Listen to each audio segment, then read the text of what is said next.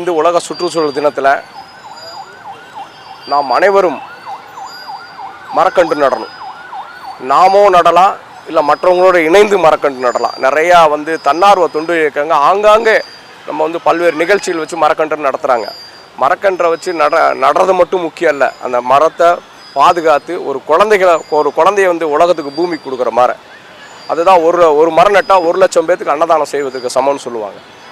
என்ன காரணம் அப்படின்னா, அது பல்லுயிர் வளங்கள்லாம் நமக்கு பாதுகாக்கப்படுது. ஒரு மரம் நட்டால் 1,00,000 பேத்துக்கு அன்னதானம்னா சாப்பாடு போடாது மரம்.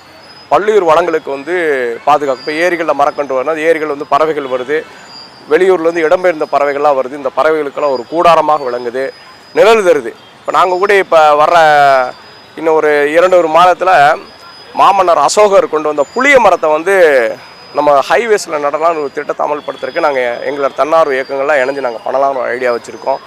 ஸோ ஆகவே நம்ம இந்த உலக சுற்றுச்சூழலில் அனைவரும் சுற்றுச்சூழல் விழிப்புணர்வில் பாதுகாப்பில் நாமே ஈடுபடுத்தி இந்த அருமையான தமிழகத்தை ஒரு நல்ல வளங்களாக மாற்றி அமைக்க நாம் உறுதிமொழி எடுக்கணும்.